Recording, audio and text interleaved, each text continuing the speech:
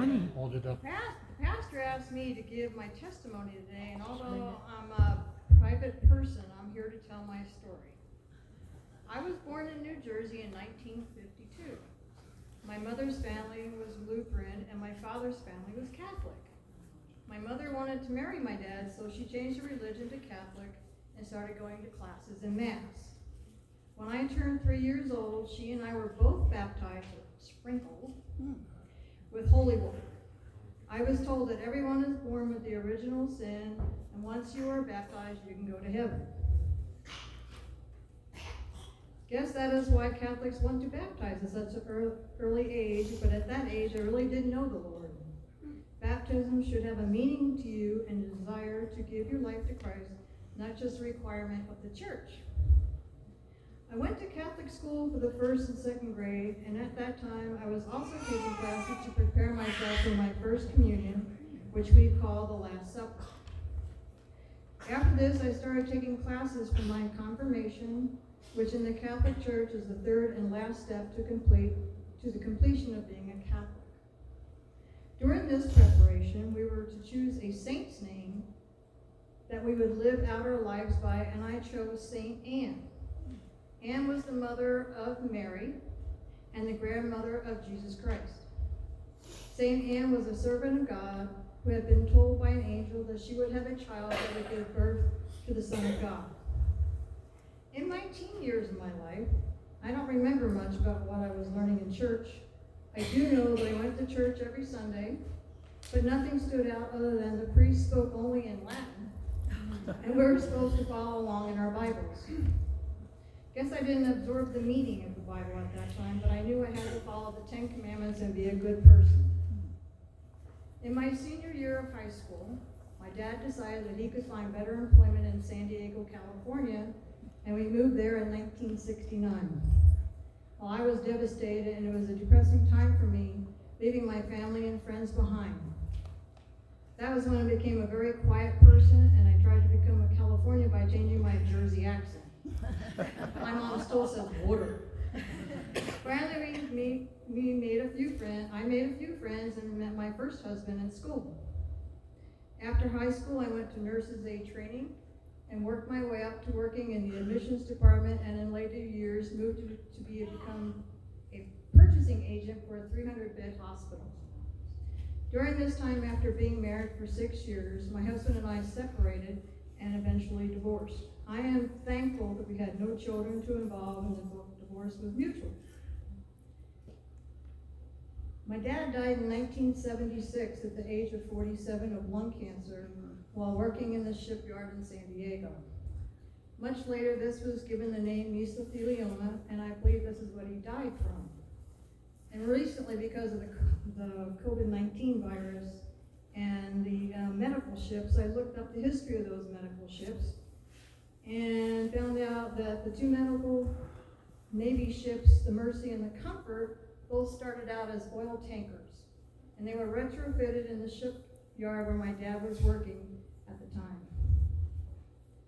Between 1969 and 1978, I had stopped going to church, which I'm not really proud of. But in 1978, I met my husband Larry through a friend, and he was going through a divorce as well. His divorce was not as smooth, and since he had a daughter, whom he had living with his parents to shelter her from the complications. We met, and I believe it was after the 3rd date that we knew we were made for each other. I was nervous to meet his family and daughter, but they were so warm and affectionate, which I was not used to. I didn't grow up with a real affectionate family. This was a new feeling for me, and I started coming out of my comfort zone. Larry was raised as a Southern Baptist, and I started to go to church with him. And that was a real big change for me. I finally wanted to go to church again, and I was learning the meaning of the Bible. We had to go through marriage counseling, and we both learned that God comes first in our lives. This is when I wanted to commit my life to Christ and was baptized again. I tell people that ask, I have been sprinkled and dunked, but it was the dunking that had true meaning for me. We were married in 1979, and the day we were married, Larry's daughter called me Mom. I felt so blessed and proud of her being such a wonderful mother to our 3 grandchildren. There was a long period of time that we worked hard and worked lots of weekends. We got away from the church, which I am not proud of again. When we did go to church, there seemed to be too much politics, and we no longer got a message from the sermons. In 1990, Larry had the opportunity of a job in Idaho. We were glad to get out of California and to start a new chapter in our lives. We lived there for 6 years and loved all the recreational opportunities and took advantage of them when we had off from work. But Larry's job was getting frustrating for him in Idaho, and San Diego wanted him back, so we went back under protest from me in 1996. I love Idaho.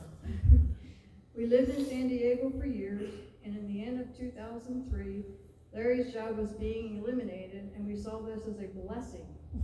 Any sign that we now have the opportunity to move out of California again and never look back.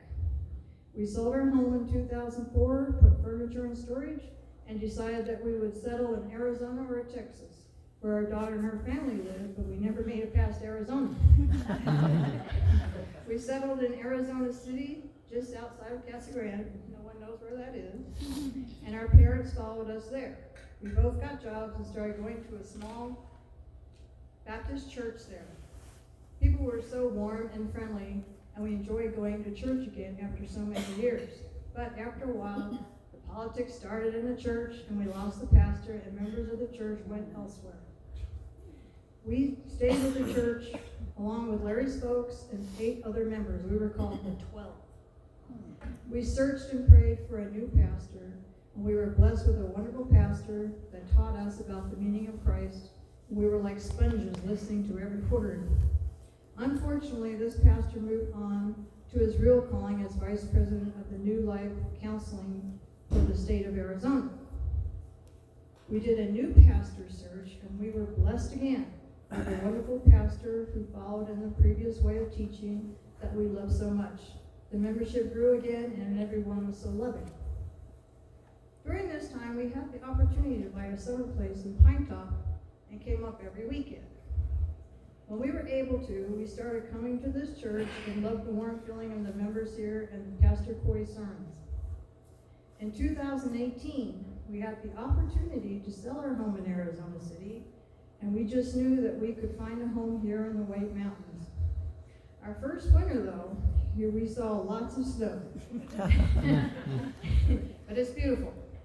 But it reminded me of New Jersey and my childhood home. Again, we were blessed with a home and love coming to this church. We love all of you for making us feel welcome and transferred our membership to this church in September of 2018. I want to tell you some of my favorite words and Bible verses and why they have meaning to me. Faith. Truly I tell you, if you have faith as small as a mustard seed, and you can tell this mountain, move from here to there, and it will move. Matthew 17:20. I have faith in the Lord that he will lead me where I'm supposed to go. Trust. Trust in the Lord with all your heart and lean not on your own understanding. Proverbs 3:5. I trust the Lord will always be with me. Thanks. Give thanks in all circumstances, for this is God's will for you in Jesus Christ. 1 Thessalonians 5:18. I thank the Lord every day for the good life I've had and always looking out for me. Grace. For it is by grace you have been saved through faith, and this is not from yourselves, it is a gift of God. And that's Ephesians 2:1. Amazing Grace is my favorite song. I told Larry if I die first, make sure somebody sings that song. And we even named our dog Grace. Just that one word has so much meaning to me. Yes. Trouble.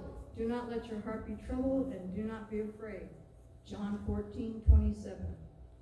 This verse I say to myself whenever I am stressed about life, and it comforts me, and today being up here. Thank you for listening to my story.